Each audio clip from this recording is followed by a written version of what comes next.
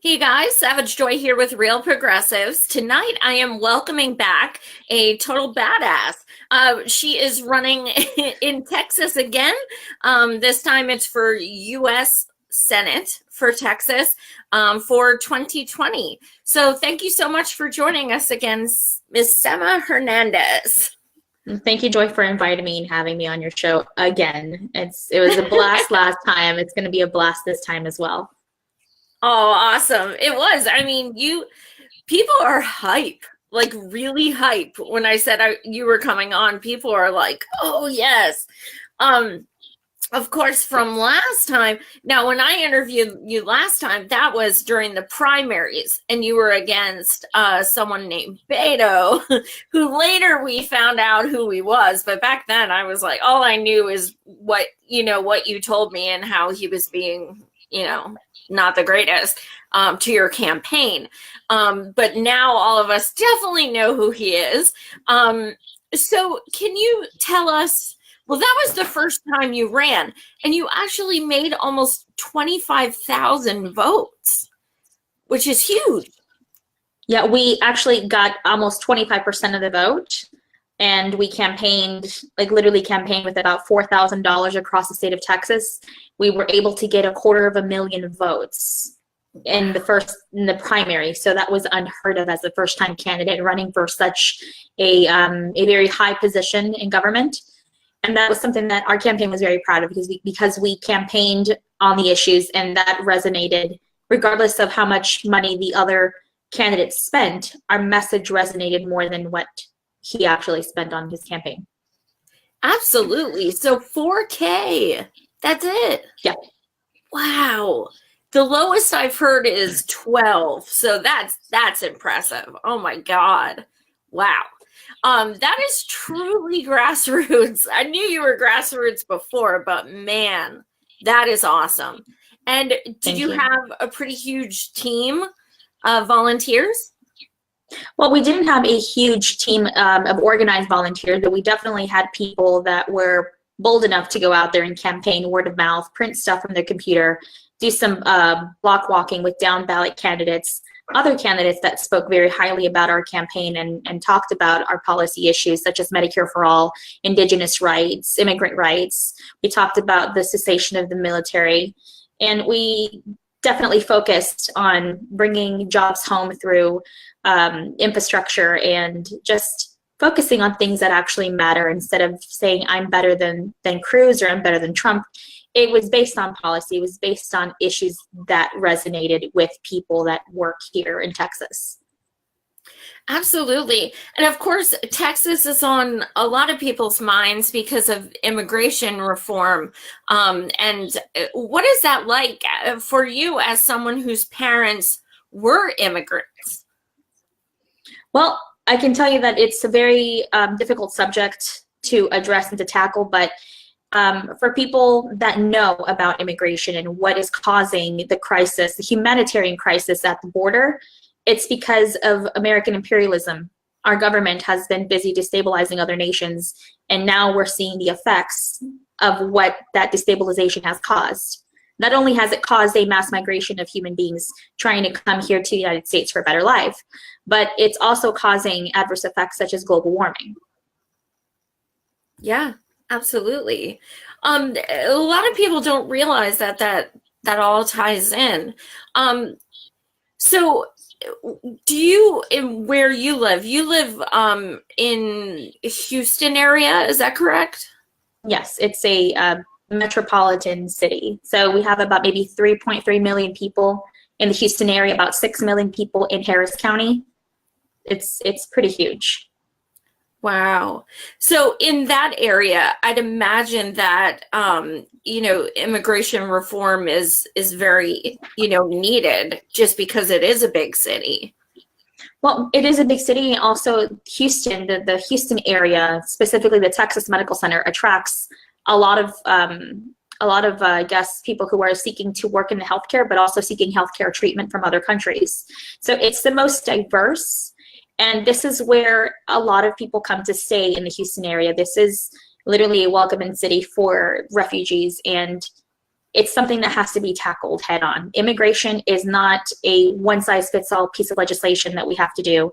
It's a multifaceted process of legislation where we have to stop funding the wars. We have to start working in diplomacy and start rebuilding the nations that we have ruined, which is going to take a lot of time, money, and quite honestly, we owe them for what we've done. We have to acknowledge what our country has done and make amends, make a way to repair the damage that has been done. Absolutely. Speaking of healthcare, I work in healthcare, and you state on your page that you worked in healthcare for 6 years. So we know how bad it can be, Yes. firsthand on the other side too. So what you do, as all progressives do, you support Medicare for all. So what are your main reasons for backing that and putting that on your platform?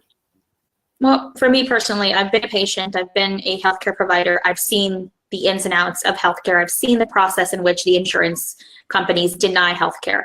I've also seen doctors not getting approved for having hospital privileges. They get denied hospital privileges. So it limits really the practice in which the doctor can attend to their patients. And for me, Medicare for all literally means Medicare for every single person. It includes expanding healthcare facilities. It includes hiring doctors and nurses, allowing doctors and nurses to have that connection, the ability to take care of their patients without having insurance involved and dipping their hands into, honestly, our hard-earned money to line their pockets by denying us health care. And a lot of ways to do that is to, yes, pass Medicare for All, HR 676 and Senate Bill 1804, but also removing the restrictions that allow doctors and healthcare facilities to practice in their states. Right now, there's currently about 37 states that really bottleneck the ability or restrict the ability for doctors to form hospitals. And of course, all of this is done with hospitals that want to monopolize healthcare only for their benefit and denying good, healthy competition between hospitals to provide services to patients. So if we remove those restrictions, we can see Medicare for All reach its full conclusion, which will allow for, much like in 2008, after Obamacare passed or the ACA passed, you saw an influx of patients go to doctors and receive those services, which required hiring more doctors and nurses, which also you saw doctors and nurses or people going into those fields of healthcare, studying and seeing a boom and expansion of the economy in healthcare. Absolutely. We have a question from Peter Douche. Do you know who that is, right? Yes, I do.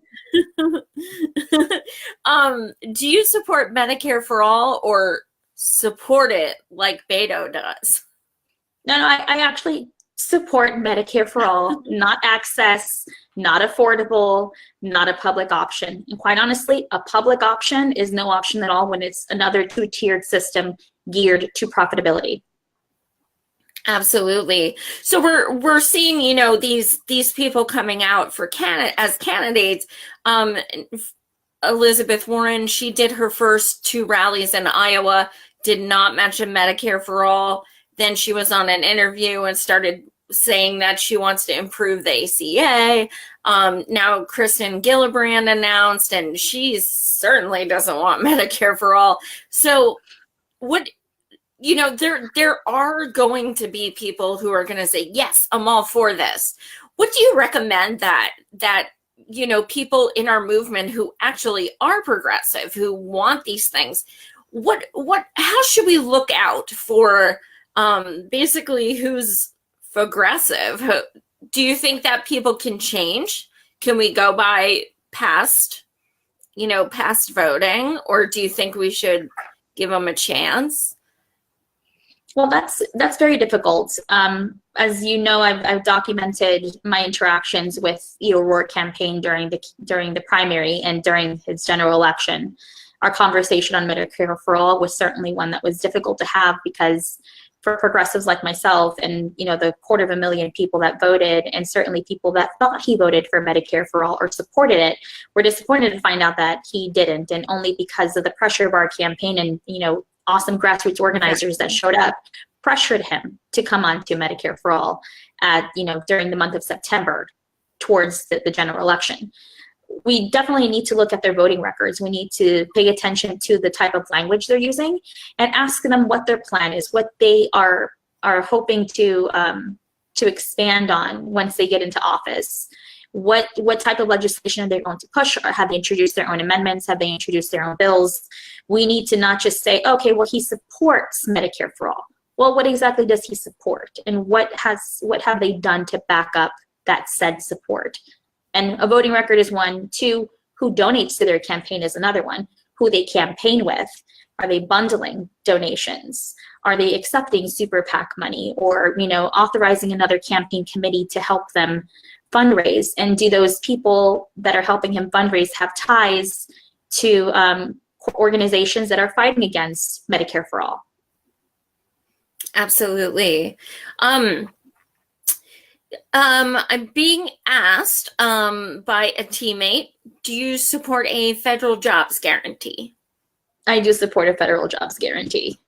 Definitely do. That's one way to help boost our economy, to guarantee that there is a living wage and that there are jobs geared towards a public sector instead of a private sector. Absolutely. So, Bernard came out with his bill again for $15 an hour. I understand it's not enough, but at $7.25, go for it, because 15 sounds a hell of a lot better, and nobody else is trying, frankly. But how do you think the votes are going to go? Because I personally feel like some Dems are still going to vote against it. I believe it's tomorrow. How do you think it's going to pass? Well, given the current situation in the House, it could possibly pass. In the Senate, it's far more difficult, only because, most people that are there live in their own bubble. They don't understand that what a starvation wage is, and the wages have been stagnant since 2009. So in reality, 15 an hour is not enough, but when tied to inflation, it goes far beyond than what $7.25 can get us. Yeah. I think economists are saying it's like 23 would be what it should be. That sounds about right, especially for certain areas. You have to look at the cost of living. Yeah. The cost of living in New York from Texas is different from Florida to Texas. It's also very different. And California, obviously, the cost of living there is much higher. The homes are valued at a much higher rate than they are here in little Texas. Peter Douche, will you break your no fossil fuel pledge like Beto did? No, and honestly, when the no fossil fuel pledge came about, I was told by a friend of mine who happened to be presenting with Sanders on stage that day, and who was with Bill McKibben and all those awesome people that day when they kicked off that event the day after the State of the Union. And I told her, I said, you are so lucky to be there. And she said, well, you're going to be here too one day. I said, I am, but you're not even running. Like, that's great that you're bringing about this activism in a different way. And so when I watched her live, and it was, she was the face of what Houston went through as an immigrant, as someone who has DACA, surviving in Houston during Hurricane Harvey, what we went through. I was watching live stream, and they challenged candidates and activists to sign a pledge and urge your representatives and candidates to sign the no fossil fuel pledge. And I signed it January 31st of 2018. I was one of the first candidates running for United States Senate in the state of Texas to sign it. Everyone else followed as far as candidates running for U.S. Senate. Awesome. Yeah, I saw that. I had goosebumps the whole time. It's incredible. That's wow. And I think you brought up a very good point, because, I know you held an event Saturday like I did for Run Bernie Run. Yes. And which, yay, there were 157,000 people watch that stream. So no, he still has support. Sorry to the haters. But that's one of the things that, I say about him is that, yes, of course we want him to win, but just like in your case, the more progressive people who run, the more it kind of forces other people to also talk about those things because they want the votes.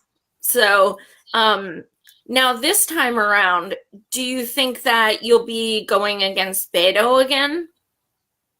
I don't believe that I am. Quite honestly, what happened in 2018 during the primary was how do I say this? Not a democratic process. And now that people were launching him to run for president, much like anyone else, they are going to look into their voting record.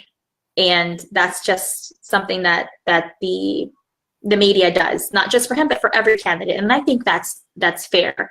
So given that his record has been looked into, it's clear that a lot of people here were very disappointed to find out. So I don't think that he will be running against me in the primary here in Texas.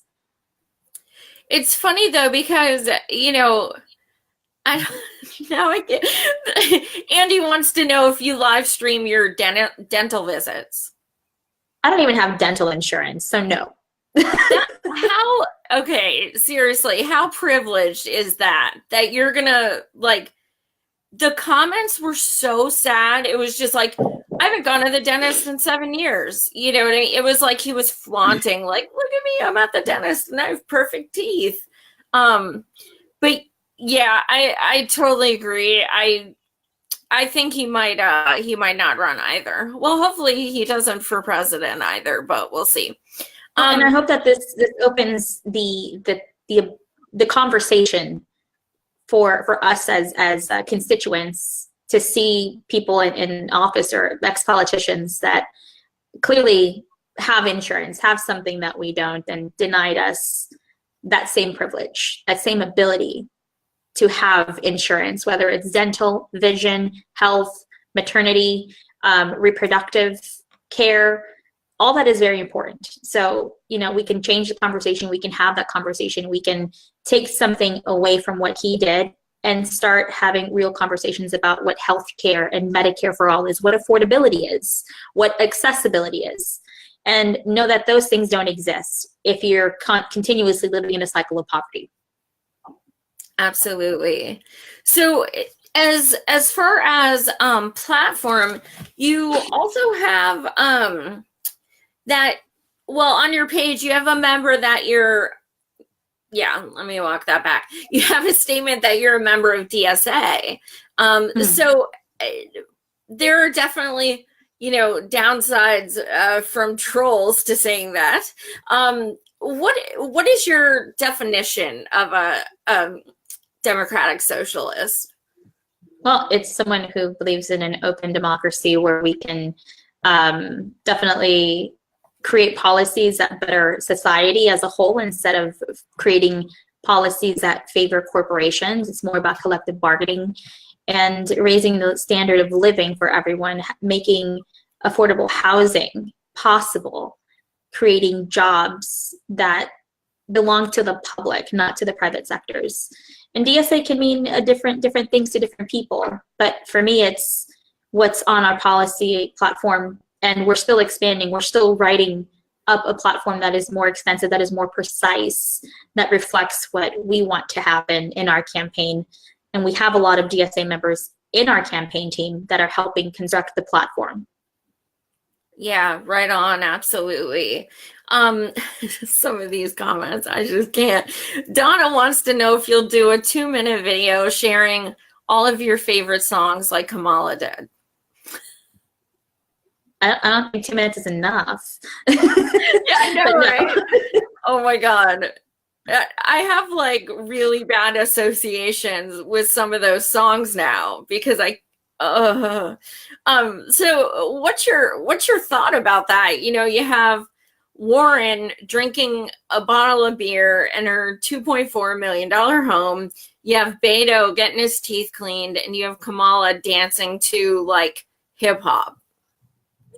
Wait, she was dancing to hip hop?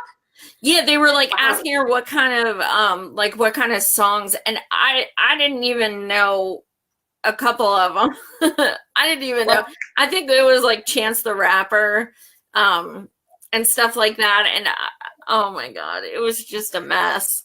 well, So I think it's an attempt to connect. And quite honestly, if they put that much effort into trying to connect with the public, into legislating policy that would better our lives, that would be far more effective than any gimmick that they're trying to pull. Focus on raising the minimum wage, focus on, restoring tribal sovereignty, focus on reopening the government, creating immigration reform that not only addresses the crisis at the border and the asylum seekers, but recognize climate refugees, and also recognize that our countries, our governments, destabilization of other nations is causing this problem. So if they focus more on that instead of dancing and talking about their playlist, trying to be relatable, that would go a long way. absolutely.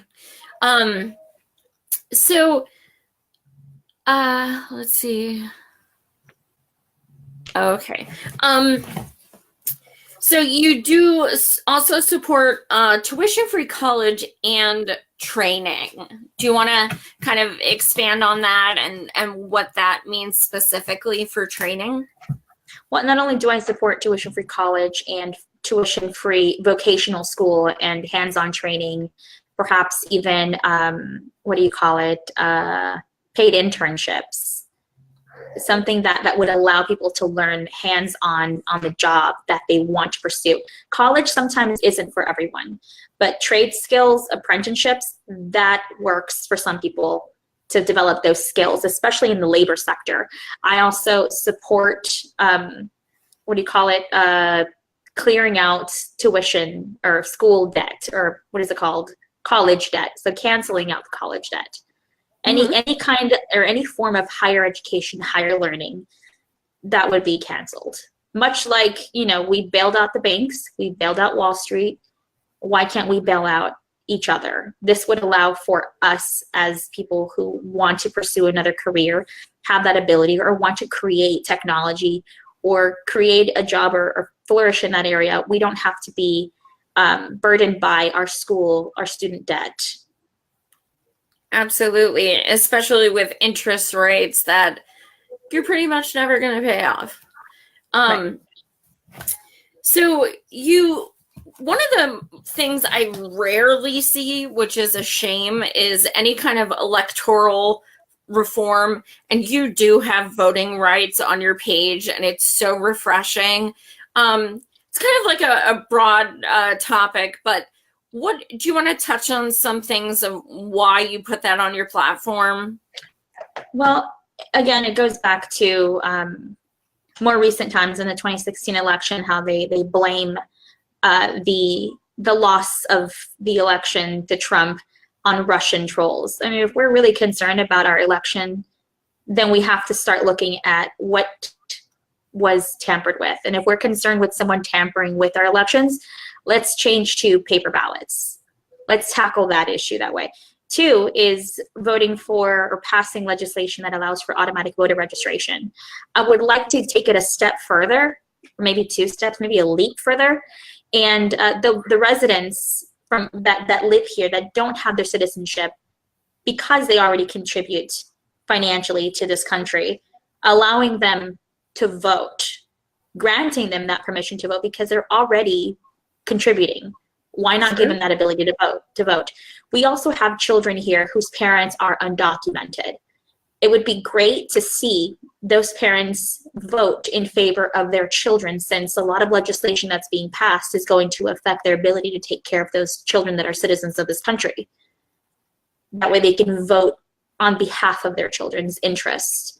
I would like to see, much like they passed in the state of Florida, reinstating the right to vote for felons, ex-felons.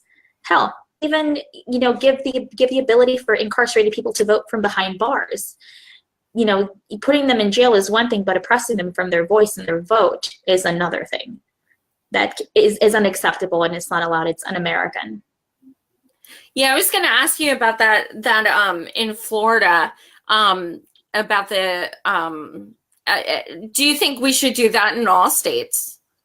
Yes, most definitely. I know that whenever during my primary I was getting signatures for my ballot, I came across a few people that were even afraid to put their signature on the petition because they said, even if I sign my name, they're going to find me and they're going to put me back in jail.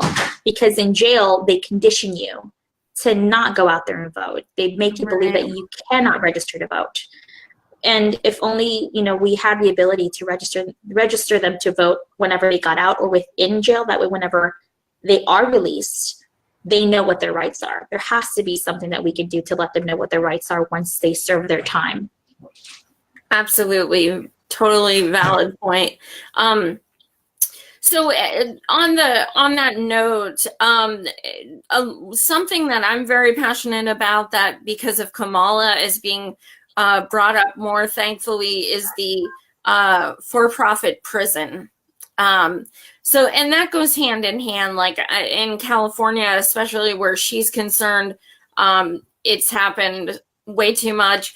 Do you have that in Texas, for-profit prison? Oh, hang on just a second. My phone is ringing. Yeah, we do have we have a for-profit prison system. We have the school to prison pipeline that begins from the time that you are in elementary school. A lot of the test scores are geared to find out how do I say this, to set the tone or to plan for more beds in prisons. So our testing scores from the 3rd grade are used to figure out how many beds they're going to need for prisons in the future 15, 20 years down the road.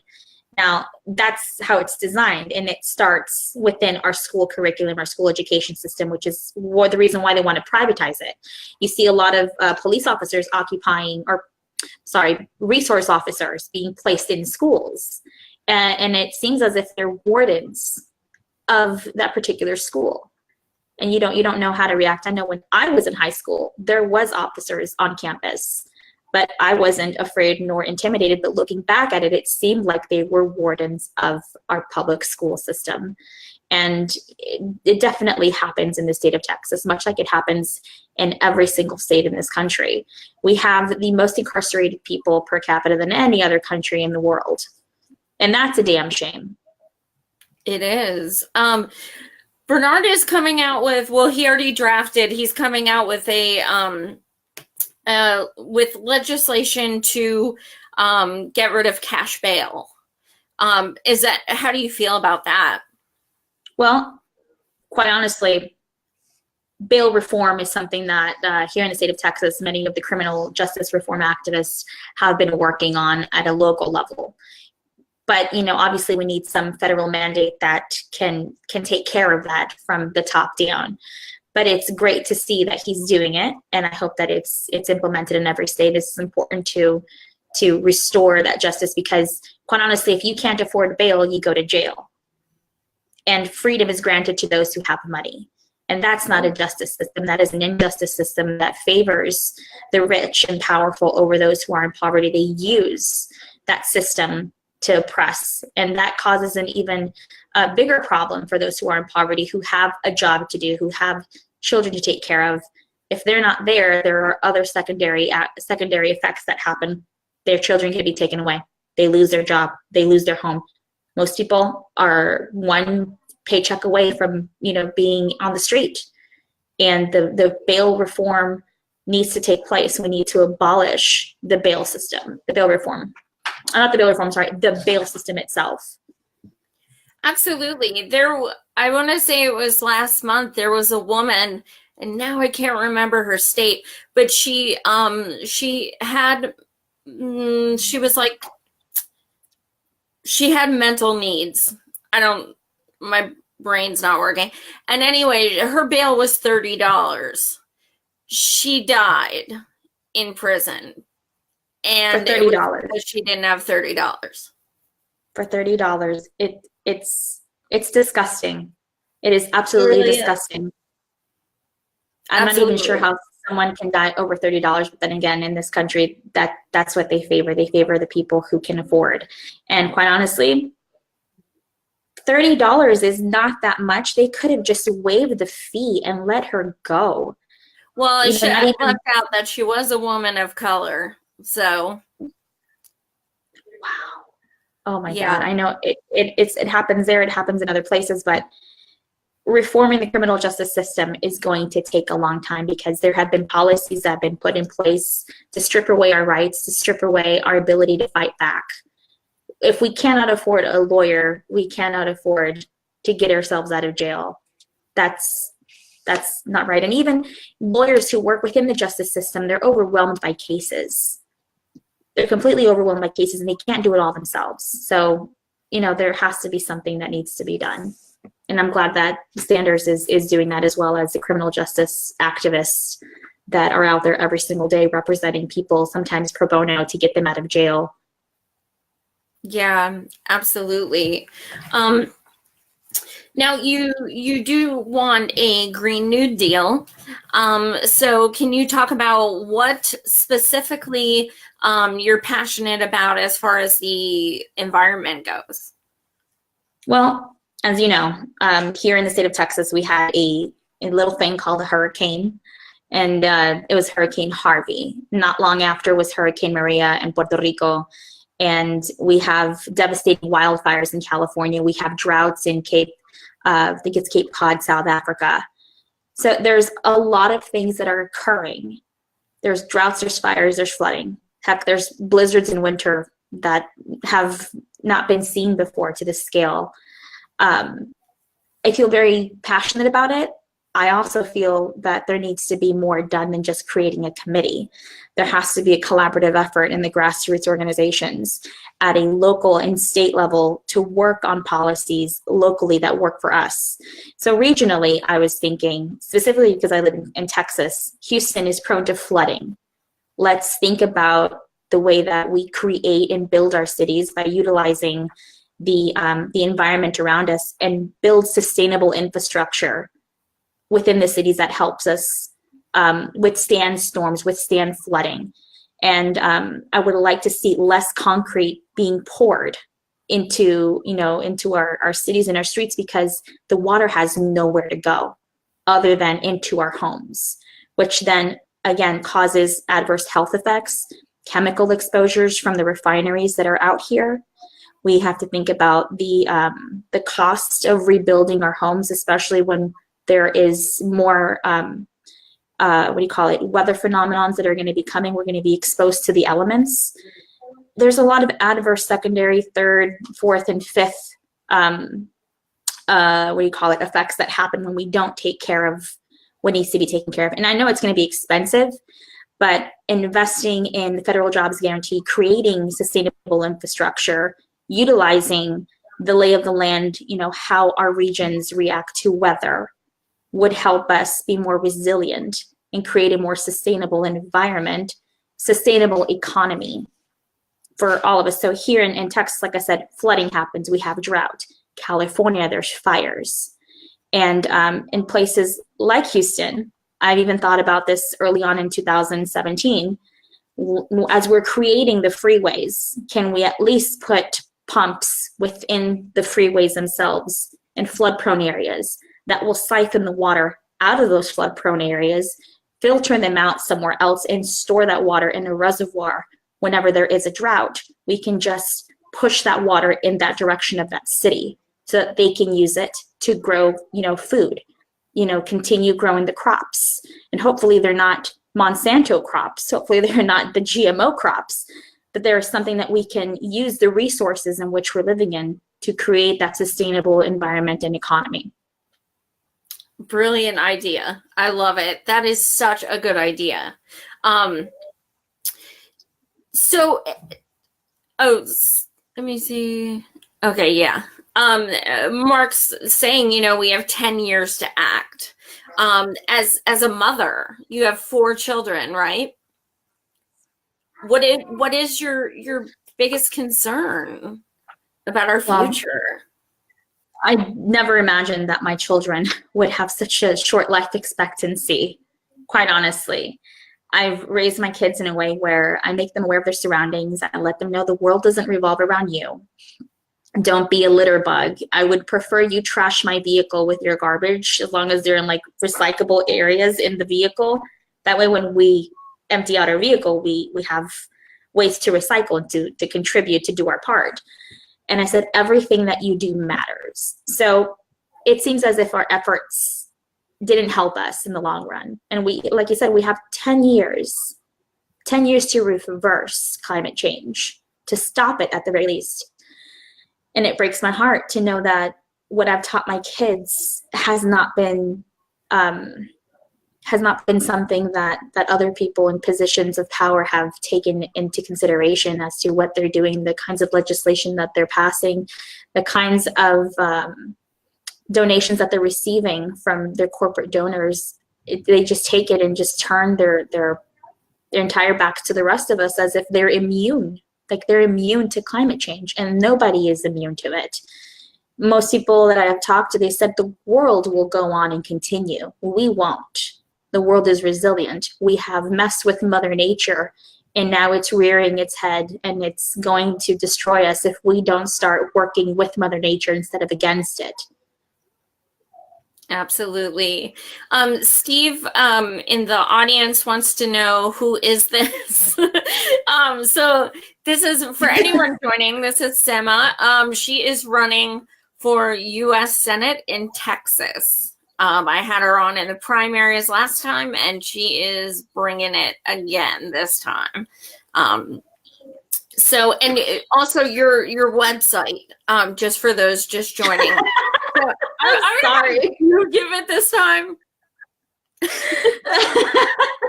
All right. So my website is semafortexas.com. And Joy, I'm not sure if you want to talk about what happened, because quite honestly, someone else bought the original domain after it expired and turned it into something quite interesting.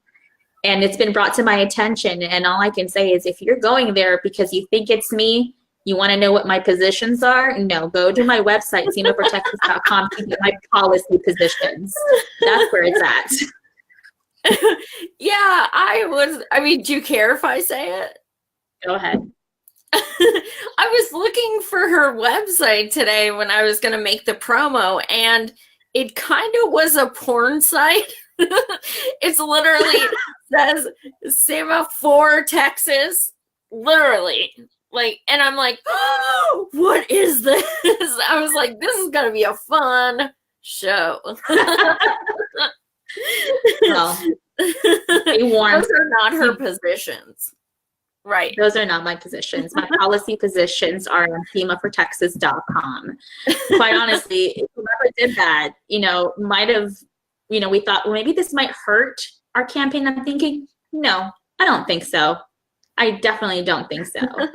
Nah, it'll help. We just have to point them into the correct positions of our policy. Yeah. So let's see.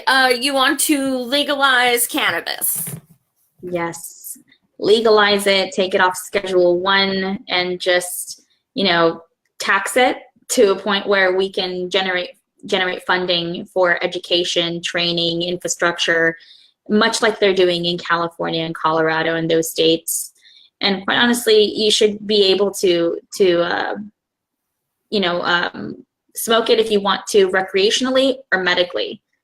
Leave it in the hands of people instead of putting it in the hands of the pharmaceutical industry. What they want to do with it is completely monopolize it and charge an absurd amount so you can smoke marijuana for medical purposes, much like they've done with a lot of pharmaceutical drugs. Right. And Senator Sanders is coming out with a new, it's a second time on pharmaceuticals, trying to lower the price.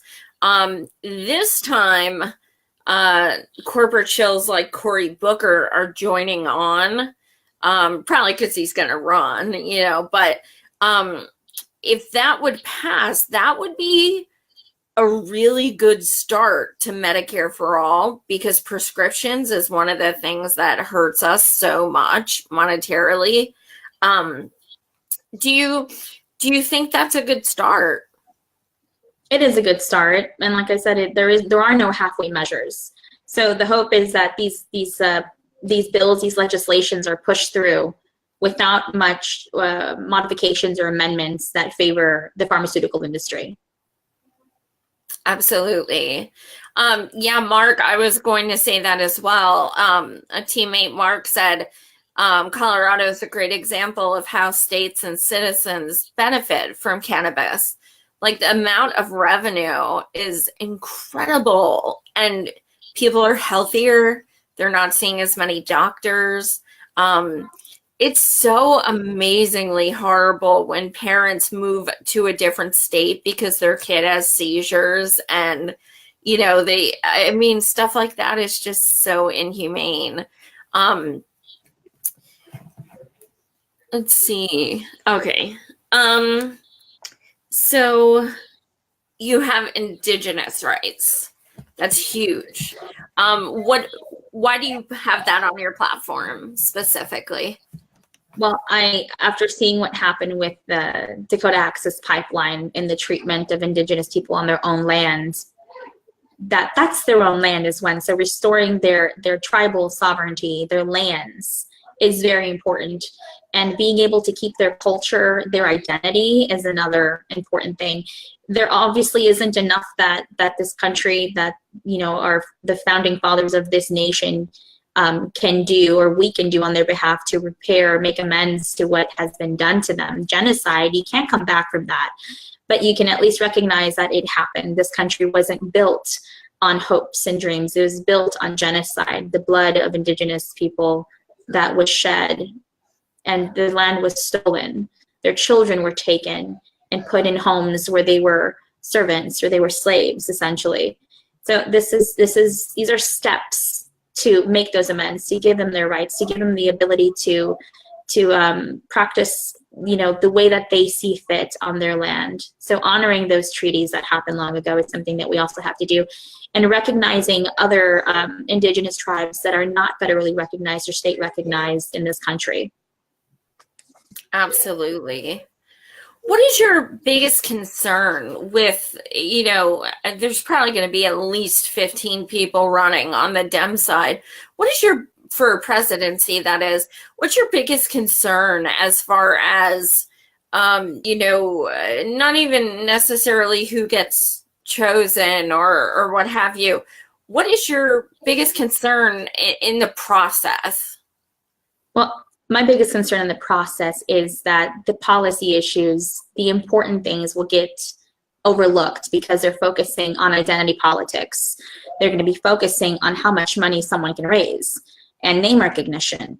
They're going to be focusing on things that really dilute the message, dilute policy, and get into these little battles that are not going to be helpful for the progressive movement, or to even get rid of Trump, which a lot of these people are getting into office to get rid of Trump.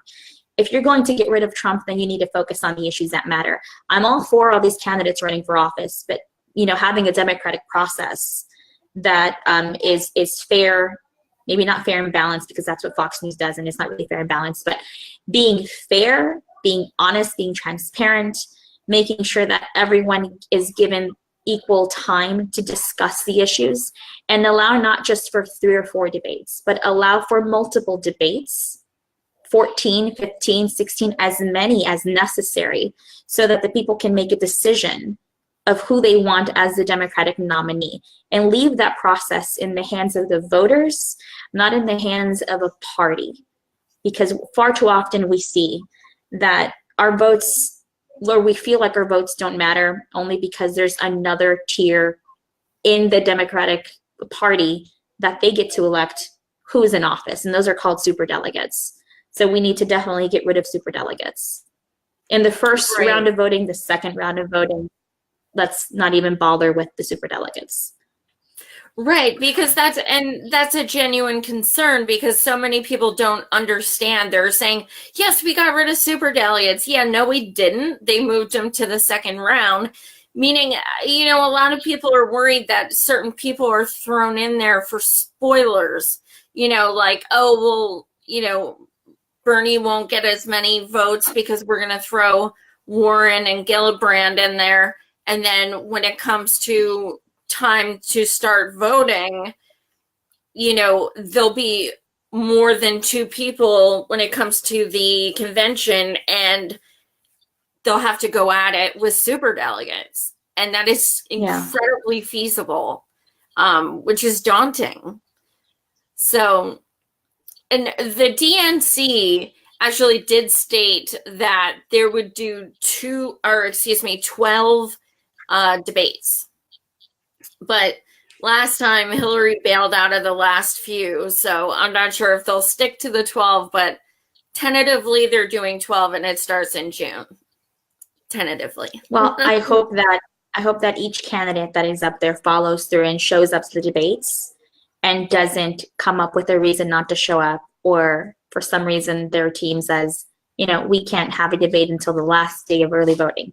So if there's going to be a democratic process, have as many debates as possible, participate in every single one, answer the questions directly, and if you're going to have a response, make sure it's a good one. Because quite honestly, even I have fumbled quite a few times, and I will admit to it. But if given the opportunity, I'm always going to explain my policy positions, and everyone should be able to explain them, not just say, you know, it's Medicare for all because I support it. Well, why? How are you going to support it? Back up what you're going to say. Back up what you mean with policy. Talk about what you voted before, or why you didn't vote in the way that you thought we should vote. Explain your positions. Right. Absolutely. We need to hold people accountable. That's your identity politics is my biggest fear as well. It is. I mean, you just see it, especially on social media. It's so frustrating because we need people who care about humanity regardless. So what is, you know, in closing, what do you want to leave with our viewers so that they check out your website or promote you or hit up their friends in Texas? What do you want to leave them with? Well, I want to leave them with this, and it's very simple. The agenda that we're running on, it's a very aggressive agenda that's going to require more than, you know, running for you know, local city council or anything like that. We're running for United States Senate. It's a 6-year term, and that allows us to aggressively push this agenda to create legislation and to help out the people in Congress to also create legislation and keep pushing it through. It's going to be a collaborative effort, but we need more people in the Senate that are going to be willing to push this agenda, that are going to work for the people of not only their state, but people of the country.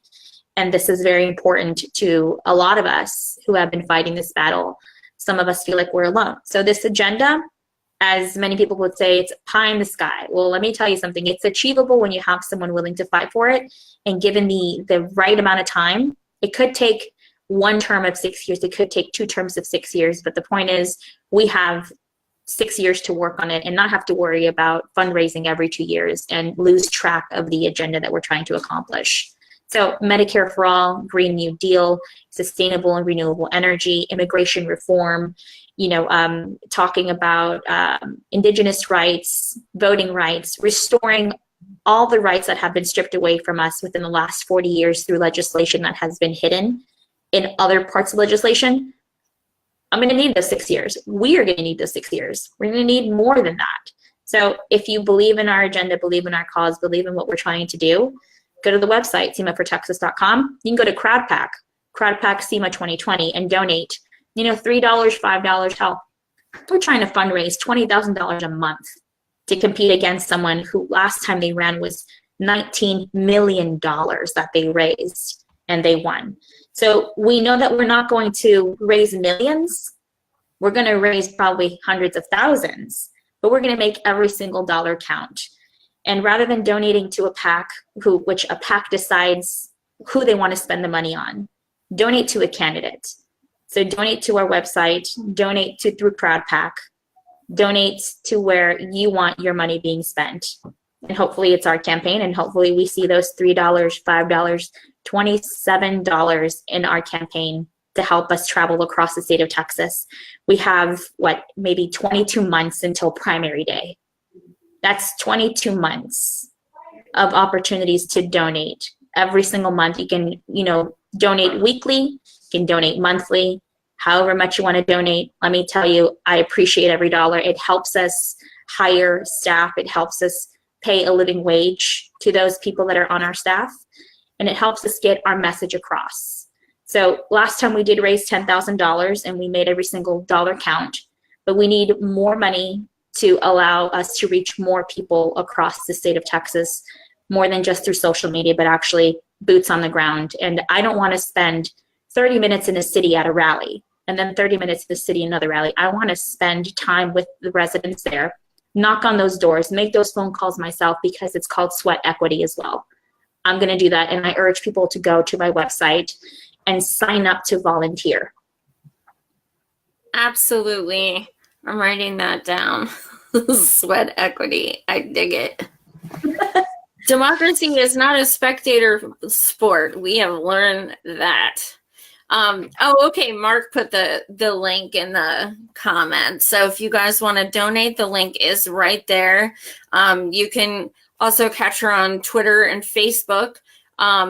Okay. There's some more links in there. You guys are awesome. Thank you so much for coming back to join us. You're amazing. You are the epitome of a progressive candidate, which is what we need. Thank you so much for inviting us. You're doing what most people don't do, which is bring on progressives, have a real conversation, and hold people not just accountable, but responsible for their actions. So I appreciate the work that you're doing. Thank you so much. You guys, thank you for watching as always. I have Friday, I have an activist, Josh Cameron. He is a veteran who was arrested for his free speech, essentially, and he's going to, on Tuesday, he's having to go to court to defend himself. Didn't say anything wrong, anything bad whatsoever. However, he has to go to court Tuesday, so we'll get into that Friday night at 9 Eastern. Monday is Martin Luther King Jr. Day, and I will be having two people of color from California who will be discussing for-profit prisons and Kamala, and if identity politics is more important, or if we should have hold her accountable for her grievances. And then next Wednesday, I have two people from the organization Open Primaries. We're going to be discussing, ways that we can actually vote when we're independent without having to switch back and forth. Also, really quickly, a gentleman named Paul Glover. I had him on 3 times. He was the Green governor candidate, gubernatorial candidate here in PA. He has had a stroke and he's in the hospital. So please keep him in your thoughts. He's, I voted for him. It's the only time I've ever voted Green because I wrote Bernie in. So he is a beautiful, beautiful soul. So please keep him in mind because he's not doing too hot. So, but anyway, thank you guys again for watching. Thank you again, Sema. You are amazing. Thank you, Joy. I'll talk to you soon. Absolutely. Take care. Bye.